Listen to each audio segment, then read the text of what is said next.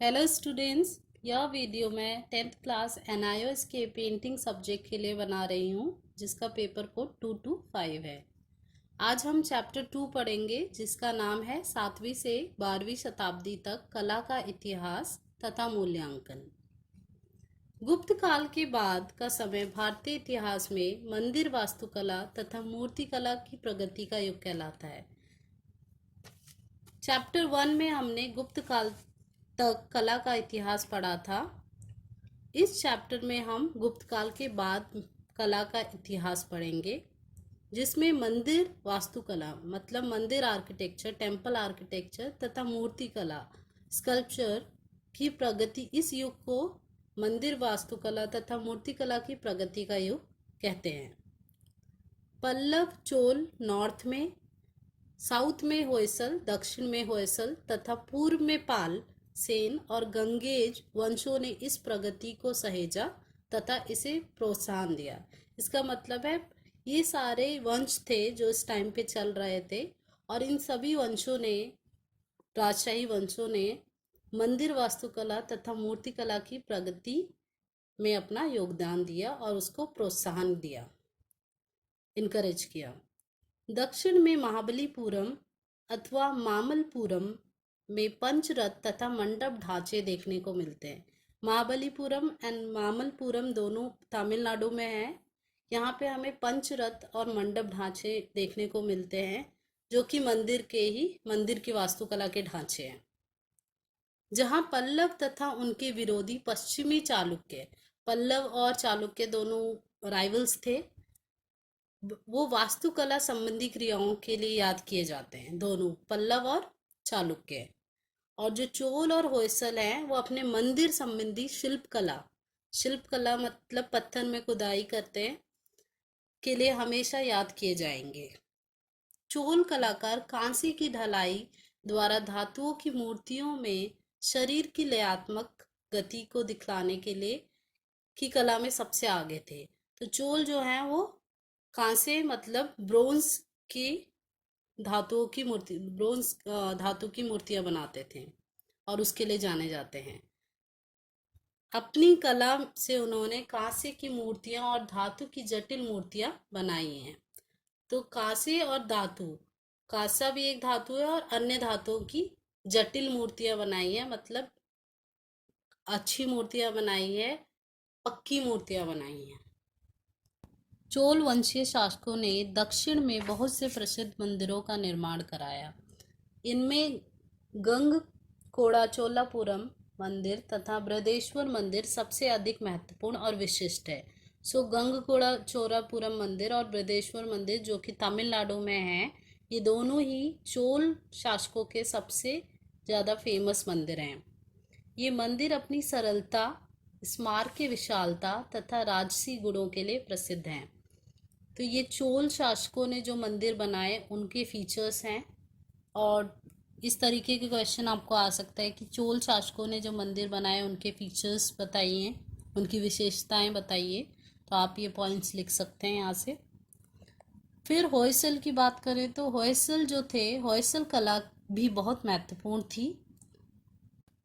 उसकी शैली अपनी जटिल कलात्मकता तथा विस्तार के लिए जानी जाती है।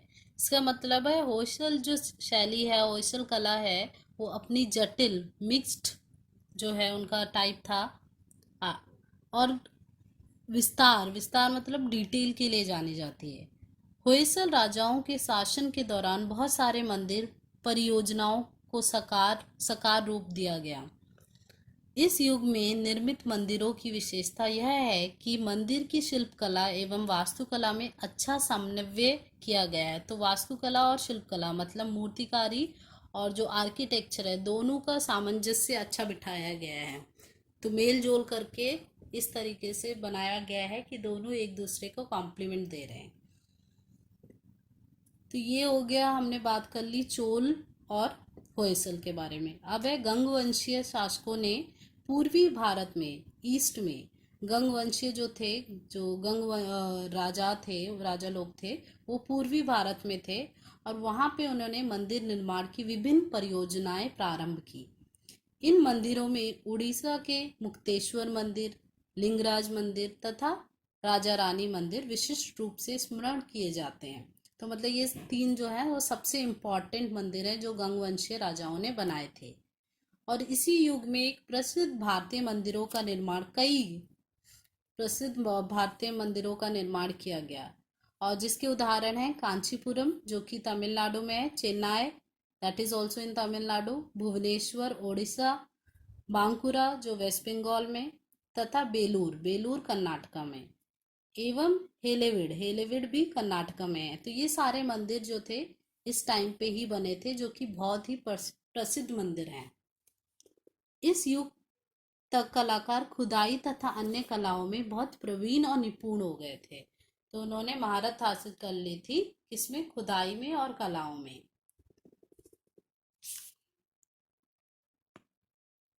इस चैप्टर में भी हम 3 आर्टवर्क्स पढ़ेंगे, और जिनमें से पहला आर्टवर्क है अर्जुन का चिंतन अथवा गंगावतरण।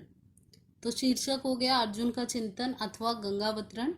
इसके दो नाम से जाना जाता है ये आर्टवर्क, अर्जुन का चिंतन या गंगावतरण।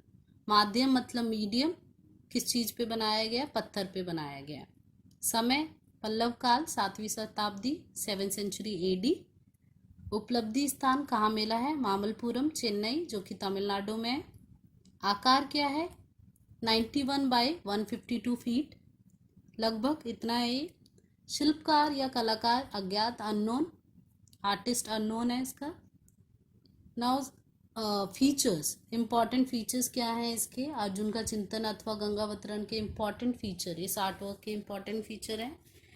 पल्लव वंशीय स्मारकों में गुफाओं के मंदिरों की इमारतें तथा कुछ एकाश्म ढांचे हैं।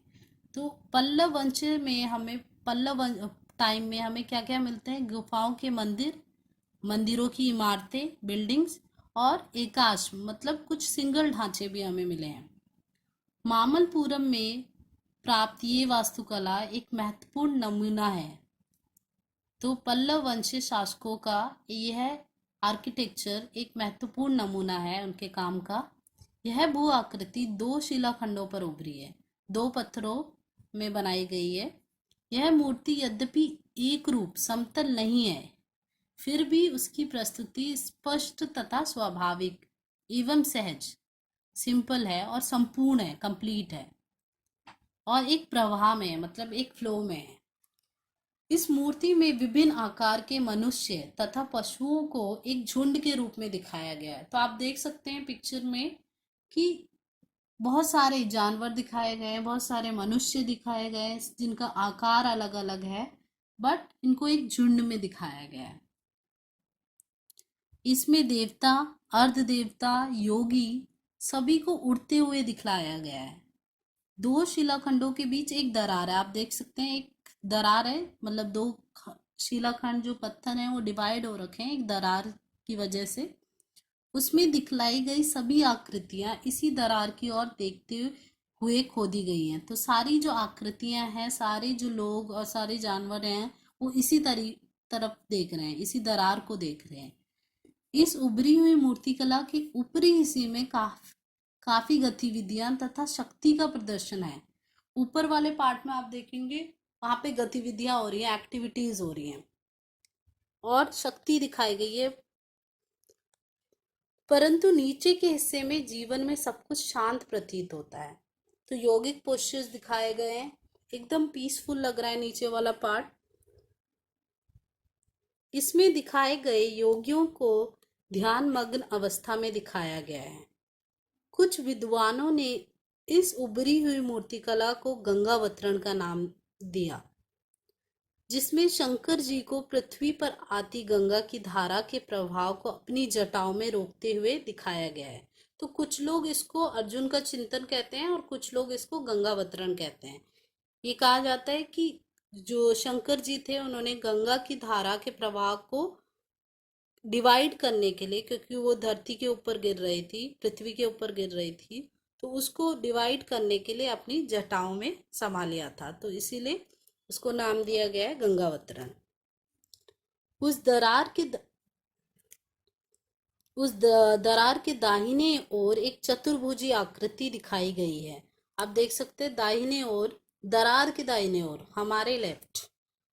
तो हमारे लेफ्ट में जब हम देखेंगे पिक्चर तो हमारे लेफ्ट में एक चतुर्भुजी आकृति दिखाई दी है। तो एक 4 हाथों वाली आकृति बनाई गई है जो अन्य आकृतियों से बड़ी है, जो आकृतियां हैं और जो मूर्तियां हैं उनसे बड़ी है। इस आकृति को शंकर जी के कंधों के ऊपर त्रिशूल के माध्यम से पहचाना जा सकता है। साथ ही उस आकृति के पास उनके शिष्य अनुयायी भी दिखाए गए हैं। कुछ अन्य लोगों का मत है कि इस आकृति को अर्जुन के चिंतन के रूप में देखा जाना चाहिए, क्योंकि इसमें एक पुरुष की आकृति एक तरफ ध्यान मग्न अवस्था में दिखाई गई है। तो एक पुरुष की आकृति आप देख सकते हैं, वो ध्यान कर रहे हैं, तो वो माना जाता है कि वो अर्जुन है। वे लोग उसे अर्जुन मानते हैं। यह स्पष्ट रूप से पल्लव युगीय कलाकृति है, क्योंकि इस मूर्ति में तीव्र गति तथा विशालता है।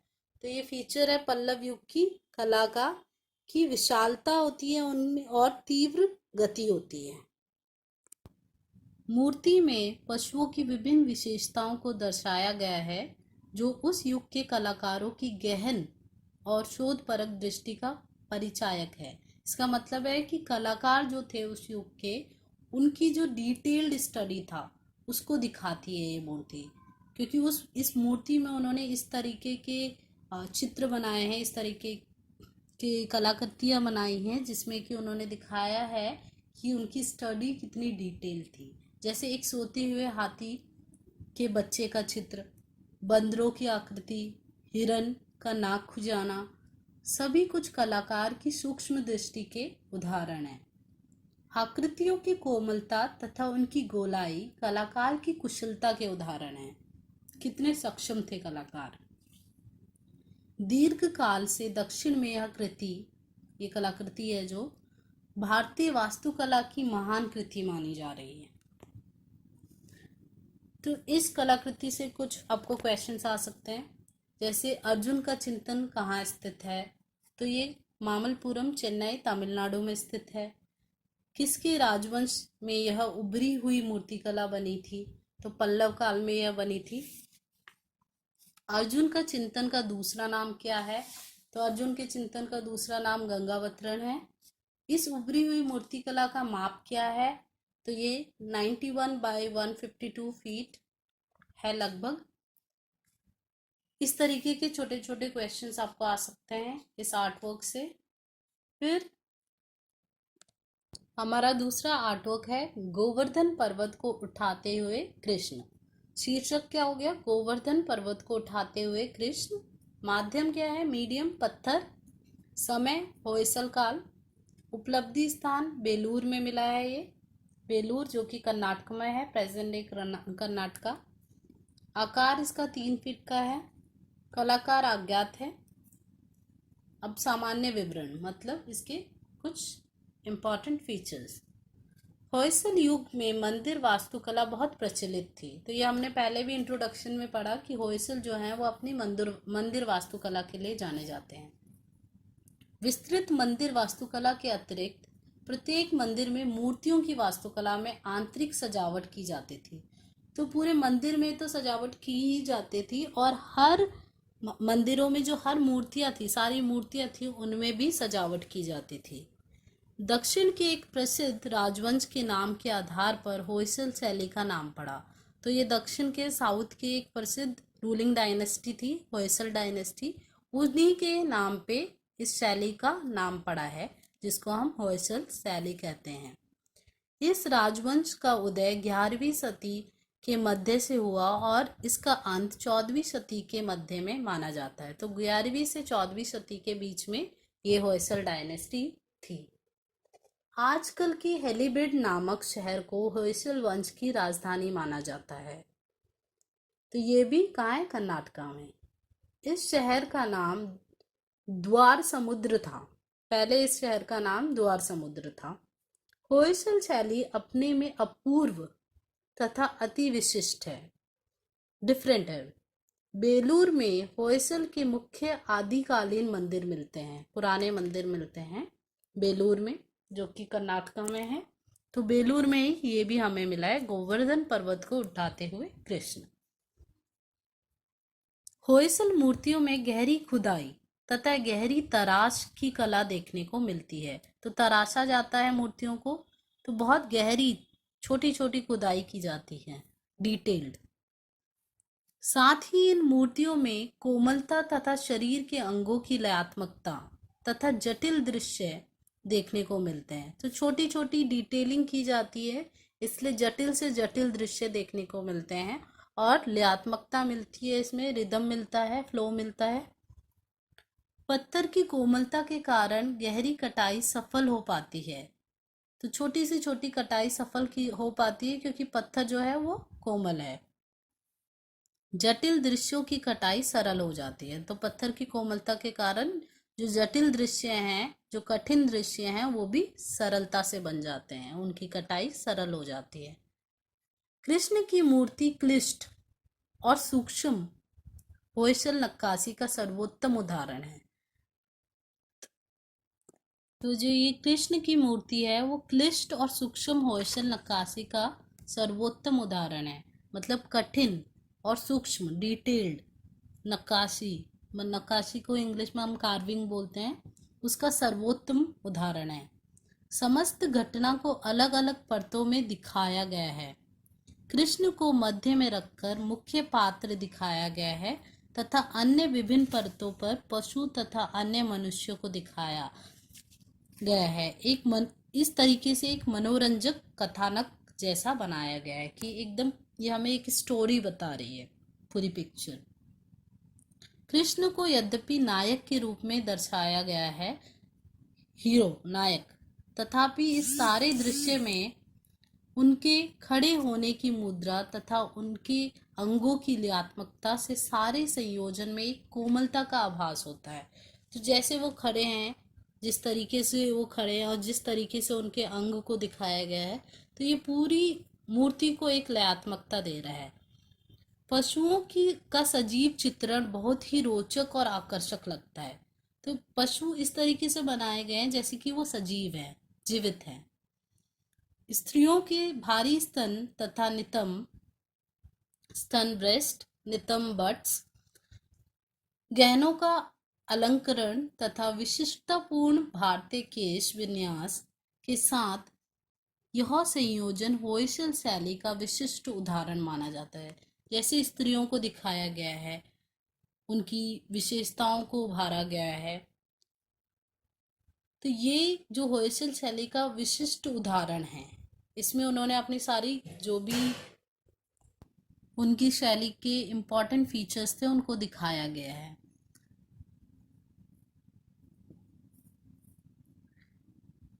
और जिसमें पत्थर की सूक्ष्म रूप से की गई कटाई उस काल के कलाकारों की कुशलता को दर्शाती है।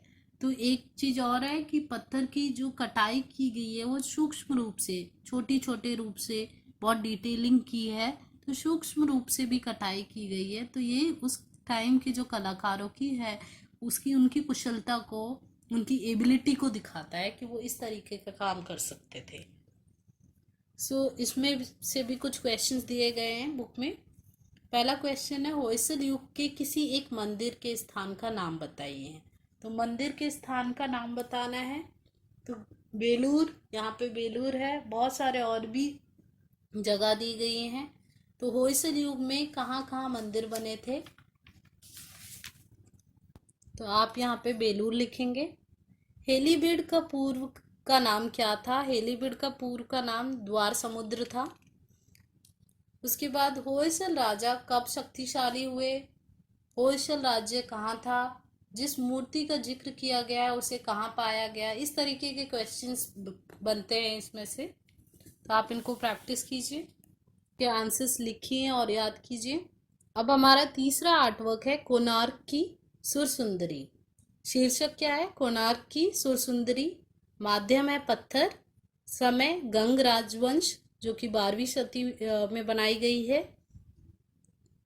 उपलब्धि का स्थान कहाँ मिली है? कोणार्क में मिली है, जो कि उड़ीसा में है। आकार प्राकृतिक आकार है, मतलब लाइफ साइज है, बट लाइफ साइज से थोड़ा सा ज्यादा है। उस टाइम पे लाइफ साइज बन रहे थे, बट ये जो मूर्ति है वो थोड़ी सी अलग है, लाइफ साइज से थोड़ी सी ज़्यादा बड़ी है। कलाकार जो है अज्ञात है, अननोन है। सामान्य विवरण: गंग वंश के राजा नरसिंह देव वन ने उड़ीसा में पुरी के निकट भारतीय पूर्वी समुद्री तट पर कोणार्क में उड़िया वास्तुशास्त्र का सर्वोत्तम मंदिर सूर्य मंदिर बनवाया। तो सूर्य मंदिर जो सन टेम्पल के नाम से जाना जाता है, तो ये मंदिर कहाँ पे है? उड़ीसा में है, कोणार्क में। इस युग में एक भिन्न प्रकार की वास्तुकला के उत्थान को देखा गया है, एक डिफरेंट टाइप ऑफ आर्किटेक्चर देखा गया है। यह मंदिर अपने विशाल ढांचे तथा प्राकृत आकार मतलब आदमकद लाइफ साइज के लिए प्रसिद्ध है। जो मूर्तियां बनाई गई हैं वो लाइफ साइज मूर्तियां बनाई गई हैं। बड़ी मूर्तियां जो प्राय काले पत्थर से बनी है, बंगाल की शैली से कुछ मिलती जुलती हैं। जो पत्थर यूज किया गया है वो बंगाल की शैली से मिलता जुलता पत्थर यूज किया गया है, काला पत्थर। प्रतिरूपण कुछ कसा हुआ है। जो प्रतिरूपण है, जो फिजिकल अपीयरेंस है, वो थोड़ी सी मजबूती से बनाई गई है, कसी हुई है, तथा कुछ चौड़े चेहरे पर मुस्कुराहट है और चेहरा जो बनाया गया है वो चौड़ा बनाया गया। तो ये क्या हो गया, ये फीचर्स हो गए कि उस टाइम पे, गंग वंश के टाइम पे स्टैचूज कैसे बन रहे थे। तो आपको इस तरीके के क्वेश्चन आ सकते हैं, तो आप ये फीचर्स लिखेंगे कि जो प्रतिरूपण था, जो फिजिकल अपीयरेंस था वो कसा हुआ था और चेहरा जो था वो चौड़े बनाया जा रहा था, चौड़ा चेहरा बनाया जा रहा था मुस्कुराहट के साथ। कलाकृतियां मजबूत हैं तथा बंधन मुक्त सौम्यता लिए हुए हैं। तो अनएंडिंग जो है ब्यूटीफुल है ये मूर्तियां।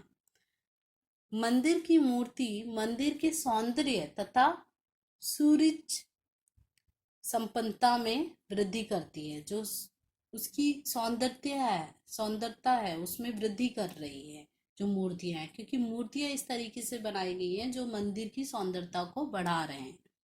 सूर्य की बड़ी प्रतिमा तथा नारी संगीतज्ञों की आकृतियां मंदिर की विशेषताओं में वृद्धि करती है। तो मंदिर के जो ये इम्पॉर्टेंट फीचर्स हैं, विशेषताएं हैं, तो उनमें एक तो सूर्य की बड़ी प्रतिमा आ गई और नारी संगीतज्ञों की आकृतियां आ गई। तो इनमें से एक नारी संगीतज्ञों की आकृति है जो ये है, दिखाई गई है पिक्चर में, जिसको हम बोलते हैं कोणार्क की सुरसुंदरी। तो ये थोड़ा सा डिफरेंट है और से, इसलिए इसको ज्यादा इम्पोर्टेंस दी जाती है। इन मूर्तियों में एक मूर्ति प्राकृत आकार से कुछ बड़ी नारी की है जो कि अन्य मूर्तियों की भांति ही है। तो और मूर्तियों की जैसी ही है, बट आकार जो है वो लाइफ साइज से थोड़ा सा बड़ा है। ये नारी संगीतज्ञ नीचे और मध्य भाग के ऊपर चबूतरे पर बैठी है। वे पूर्ण विश्वास तथा प्रसन्नता से खेलती दिखाई देती है। जो वो बजा रही है वाद्य यंत्र, म्यूजिकल इंस्ट्रूमेंट, वो बहुत अच्छे से, प्रसन्नता से, हैप्पीनेस के साथ बजा रही है। इन संगीतज्ञों की आकृतियां बड़ी गहराई से तराशी गई है, तो बहुत डिटेलिंग दी गई है। इन मूर्तियों में गति तथा विशालता का आभास है। गति मतलब फ्लो और विशालता आपको पता है। प्रत्येक नारी को एक अलग ही वाद्य यंत्र के साथ दिखाया गया है। तो हर नारी को एक अलग म्यूजिकल इंस्ट्रूमेंट के साथ दिखाया गया है, वाद्य यंत्र के साथ दिखाया गया है। और जो सुर सुंदरी है, जो ये पिक्चर है जो आपने देखी, आपकी बुक में है सुर सुंदरी, कोणार्क की सुर सुंदरी। तो सुर सुंदरी के पास ड्रम है। मुस्कुराहट भरा बड़ा चेहरा एवं बड़े आकार के बावजूद इस मूर्ति में एक लय है, गति है। तो चेहरा बड़ा है बट फिर भी इसमें, इस मूर्ति में गति है, लय है, फ्लो है। अंगों की लयात्मकता के साथ सिर थोड़ा सा झुका हुआ है। मूर्ति के इन सभी गुणों के कारण ड्रम बजाने वाली स्त्री सौंदर्य युक्त एवं मोहक लगती है। तो सौंदर्य युक्त है, ब्यूटीफुल है। स्त्री के वक्ष स्थलों के बीच, ब्रेस्ट के बीच आभूषणों को कोमलता से गाड़ा गया है जो उसके सौंदर्य में वृद्धि करते हैं, उसकी सौंदर्यता को बढ़ा रहे हैं। मूर्तियों की वक्रता तथा झुकाव मूर्तियों में एक लयात्मकता प्रस्तुत करता है। तो थोड़ी सी झुकी हुई है मूर्तियां, जिसकी वजह से लयात्मकता, रिधम, फ्लो आ रहा है मूर्तियों में। इसी प्रकार वेश विन्यास मतलब फेशियल डेकोरेशन और जो उसका फिजिकल अपीयरेंस है वहाँ पे डेकोरेशन तथा मुद्राएं प्रतिमा को सौंदर्यपूर्ण तथा लयात्मक बनाती हैं। तो ओवरऑल बहुत डेकोरेटिव और ब्यूटीफुल मूर्तियां बनाई जा रही थी उस टाइम पे। इसमें से भी कुछ क्वेश्चंस बनते हैं, जैसे सुर सुंदरी की प्रतिमा को क्या बजाते हुए दिखाया गया है? तो ड्रम बजाते हुए दिखाया गया है। कोणार्क की सूर्य मंदिर को किसने बनवाया था? नरसिंह देव वन ने बनवाया था। कोणार्क का सूर्य मंदिर कहाँ स्थित है? उड़ीसा में स्थित है। आप कोणार्क नहीं लिखेंगे, कोणार्क तो दिया ही है क्वेश्चन में, तो आप लिखेंगे उड़ीसा।